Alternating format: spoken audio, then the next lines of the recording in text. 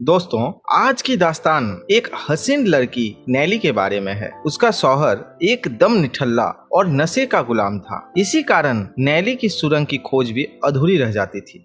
इसी वजह से नैली एक रईस और उम्रदराज इंसान के घर काम करने जाती थी और वहीं अपने मालिक से अपनी सुरंग की तलाश करवाती थी। यकीन मानिए, वीडियो बेहद दिलचस्प होने वाला है। लेकिन उससे पहले अगर आप पहली बार हमारे वीडियो से जुड़ रहे हैं तो इसे लाइक करें और चैनल को सब्सक्राइब करना ना भूलें, क्योंकि एक वीडियो बनाने में काफी मेहनत लगती है। फिल्म की शुरुआत होती है एक सुंदर महिला नैली से, जो अपनी जिंदगी से बेहद थकी और दुखी थी। उसका पति जॉय न काम करता था और ना ही जिम्मेदारियों को समझता था। जॉय था तो बस एक आलसी और नशे में डूबा इंसान। नैली उसे बार बार नौकरी को ढूंढने को कहती, लेकिन उसके शब्दों का उस पर कोई असर नहीं होता।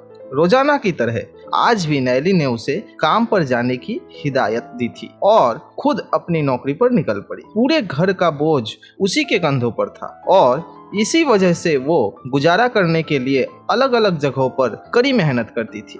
सुबह 9 बजे से शाम 5 बजे तक वो एक पब्लिशिंग ऑफिस में काम करती थी और फिर सीधा एक बेकरी की शिफ्ट संभालती थी। बेकरी जाने से पहले आज वो अपने सबसे खास सहेली मलिना से मिलने पहुंचती है। नैली के चेहरे पर उदासी साफ झलक रही थी। जब मलिना ने वजह पूछी तो नैली ने गहरी सांस लेते हुए कहा कि अब वो जॉय से कोई उम्मीद नहीं रखती। ना वो घर चलाने के लायक रहा, ना ही मेरी टांगे संभालने की काबिल। इसी बीच बातों में मशगूल दोनों सहेलियां के बीच मलिना का दोस्त ठुकाईबाज आ धमकता है। ठुकाईबाज एक संपन्न आदमी था और उसकी नैली से पुरानी पहचान थी, लेकिन आज पहली दफा दोनों में तसल्ली से बातचीत होती है।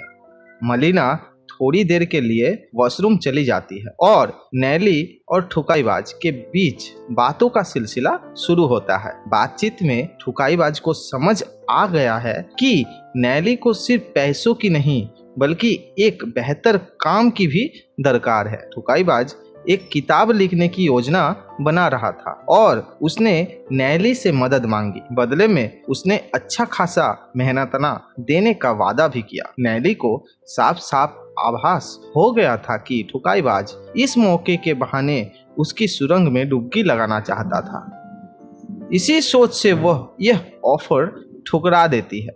कुछ देर बाद मलिना वापस लौटती है और फिर दोनों सहेलियां ठुकाईबाज को अलविदा कहकर निकल जाती है। रास्ते में मलिना नैली को बताती है कि कुछ बरस पहले ठुकाईबाज उसका लवर हुआ करता था, लेकिन अब बस दोस्ती ही रह गई है। मलिना से थोड़ा वक्त गुजारने के बाद नैली बेकरी पहुंचती है और अपनी ड्यूटी में जुट जाती है। लेकिन अगली सुबह जब वो पब्लिशिंग हाउस पहुंचती है तो उसे मालूम चलता है कि उसे नौकरी से निकाल दिया गया है। हालात बेकाबू हो चुके थे और अब नैली को काम की बहुत सख्त जरूरत थी।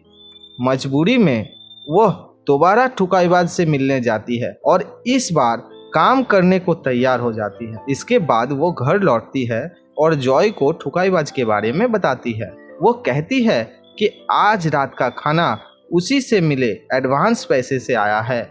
यह बात जॉय के मन को कहीं ना कहीं चुभती है। आखिर कोई अनजान शख्स यूं ही पैसे क्यों देगा?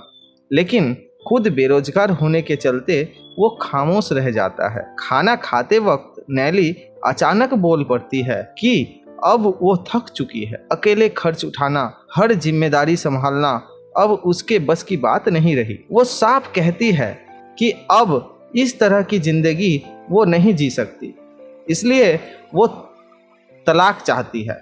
जॉय उसे रोकने की कोशिश करता है, लेकिन इससे नैली और भी टूट जाती है। अगले ही दिन नैली हमेशा के लिए जॉय का घर छोड़ देती है और अपनी सहेली मलिना के पास रहने चली जाती है। इसके बाद नैली की मुलाकात एक बार फिर ठुकाईबाज से होती है। दोनों एक कैफे में बैठकर कामकाज की चर्चा कर रहे थे। धीरे धीरे बातचीत ने दोस्ती का रूप ले लिया मलिना ने नैली को बताया कि ठुकाईबाज अब अपनी बीवी से अलग रह रहा है और एक विशाल घर में अकेला है। कुछ ही दिनों में नैली ठुकाईबाज के घर काम करने पहुंचती है।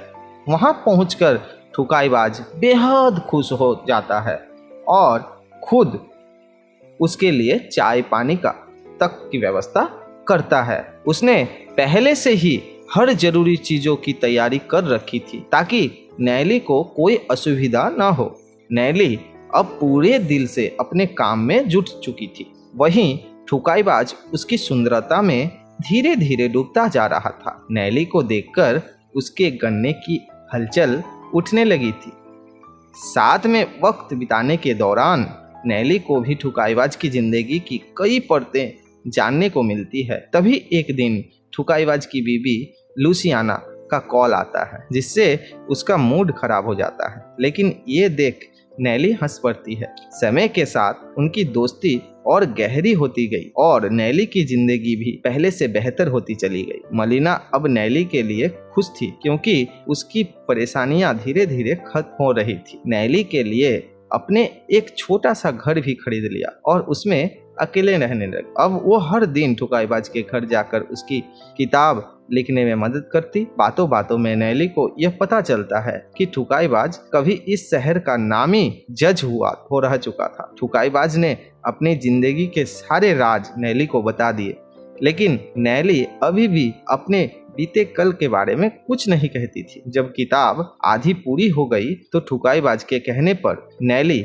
जॉर्डन नाम के एक पब्लिशर से मिलने जाती है ताकि किताब छपवाने की प्रक्रिया को शुरू किया जा सके। जॉर्डन नैली से कहता है कि ठुकाईबाज उसके काम से बेहद खुश है और इसी बहाने वो नैली से उसका नंबर भी ले लेता है। कुछ दिन बाद जब नैली रोज की तरह काम पर आती है तो ठुकाईबाज उसे अपने बेटी और दामाद से मिलवाता है। उसकी बेटी युवा को शक था कि शायद उसके पिता और नैली के बीच कुछ चल रहा है, लेकिन फिर भी वो नैली से मिलकर बेहद प्रसन्न होती है। उसे लगता है कि जब उसके पिता अब बूढ़े हो चुके हैं तो अगर कोई उनका ख्याल रख रहा है तो उसमें कोई बुराई नहीं है। बेटी और दामाद के चले जाने के बाद ठुकाईबाज बताता है कि वह अपनी बेटी से तो मिल लेता है, लेकिन उसका बेटा कभी नहीं आया क्योंकि वह अपनी माँ के साथ दूसरे देश में रहता है। तभी घर की घंटी बजती है और जॉर्डन का फोन आता है जो नैली को डिनर पर ले जाना चाहता था। जब नैली यह बात ठुकाईबाज को बताती है तो वो थोड़े से उदास हो जाता है क्योंकि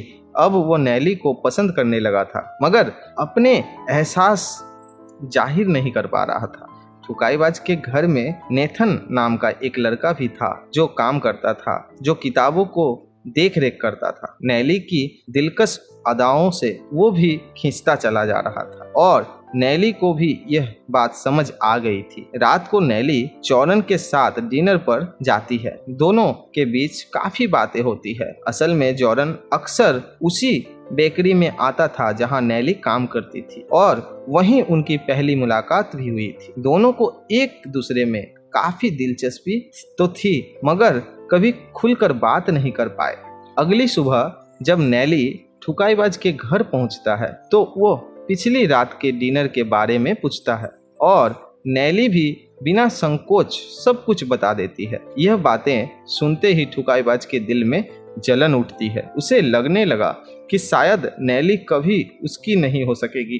तभी अचानक उसकी पीठ में तेज दर्द उठता है। नैली जल्दी से मदद को दौड़ती है। वो सोफा साफ कर रही है और उसे लेटने देती है, फिर अपने नरम हाथों से उसकी पीठ दबाने लगती है ताकि उसे सुकून मिल सके। ठुकाईबाज को कई सालों बाद पहली बार किसी लड़की का छूना महसूस हुआ जिससे उसका हैंडपंप जाग उठा, मगर वो चाह कर भी कुछ नहीं कर पा रहा था। उसी रात वो नैली को डिनर पर लेकर जाता है। होटल बेहद लग्जरी था और ठुकाईबाज ने जो खाना ऑर्डर किया था वो भी काफी हाई क्लास था।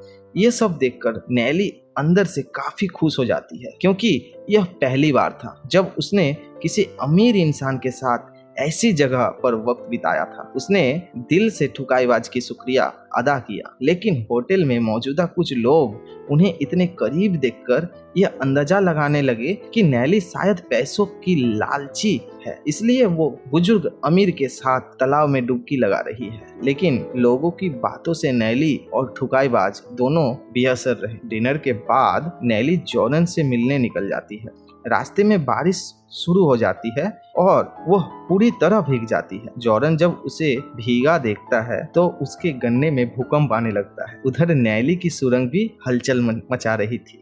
दोनों और नजदीक आ जाते हैं और यहीं से उनके बीच एक आत्मिक मिलन की शुरुआत होती है।